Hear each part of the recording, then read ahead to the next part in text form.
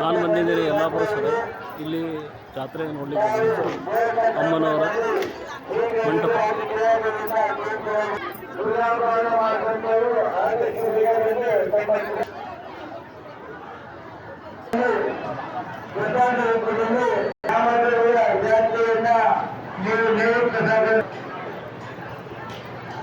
ನೋಡಿ ಸರ್, ಥರ ಇದೆ. 1,800 ರೂಪಾಯಿಗೆ ರೇಷ್ಮೆ ಸೊಗಡಿದೆ.